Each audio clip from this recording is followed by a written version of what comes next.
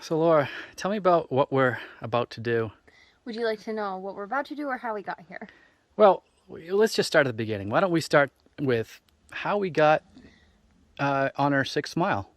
Oh, that's easy. Well, on our way in on the Garfield Loop Road, Galehead Loop, it doesn't matter. We skipped Garfield Trail and we went directly to Galehead Brook Trail, which is not where we were supposed to be. And that's how. We're going to climb a big wall now, but people are coming, so we have to respect their privacy. All right, until later, any last words of wisdom before we might die? Don't die. Okay, so Corey, it seems we're about to go over the Great Wall.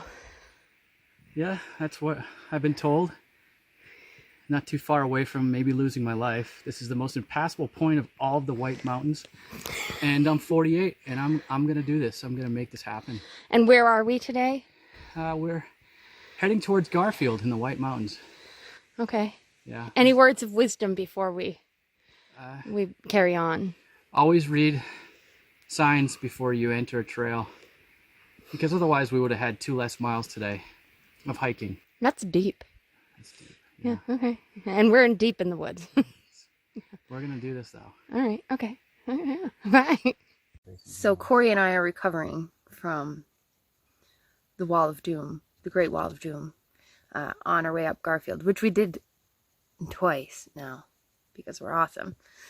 And we're also pretty stupid. As we were telling you before, we're calling it an act of fate that we went up the Gale River Trail instead of the Garfield Trail. Here we are finally, a day and a half later, at the Garfield Trail, where we're told everything's going to be easy, now that we can't feel our legs. We just wanted to see the realities of hiking. We don't, you see beautiful pictures of our sunrise and you're like, oh, hiking's so fun. And Corey, is this fun? Yeah. So this isn't what older people should be doing at this point in their life. We should probably be sitting on a rocking chair somewhere, having our coffees and counting the turkeys in our yard. But this is what we're doing. This is why either I'm going to live a lot longer or I've only got like 5 years left. And about 300 young people have passed us, which makes us feel great. I mean, yesterday we got 23,000 steps. Yeah. So today, maybe close to that. We'll see.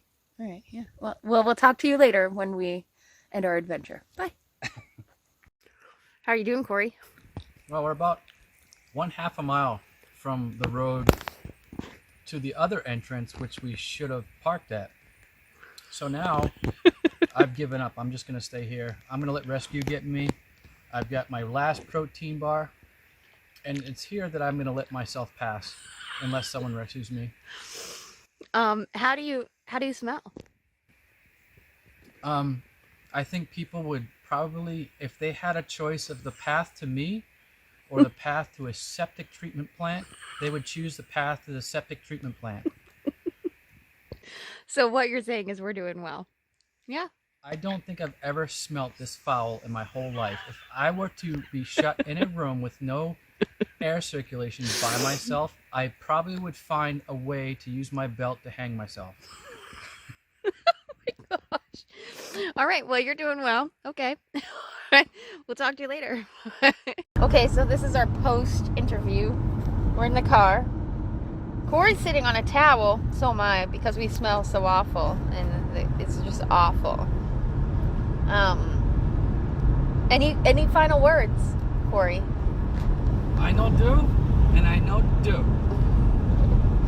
It's gonna be a little while before we do a backpacking trip like this again, because maybe I learned my lesson this time. But women give birth and hate themselves and hate the pain, but then 2 months later, like, I want another baby. So I think that's gonna happen to me. I'm gonna want to go backpacking again. So this isn't the end. But you love it, so you love the pain. Yeah, I need some Midol though, because I haven't got time for the pain. There's too many Corey interviews. Corey, would you like to ask me any questions? Laura, how are you feeling about what we just did? Oh, I feel satisfied. A little bit like there was a moment during our death march where I wanted to take bombs and blow things up, just the road, and you know, like just a little violent anger towards what we were having to do. But all in all, we saw sunset. It was great, and it was worth it, you know, kind of. How would you rate your smell right now?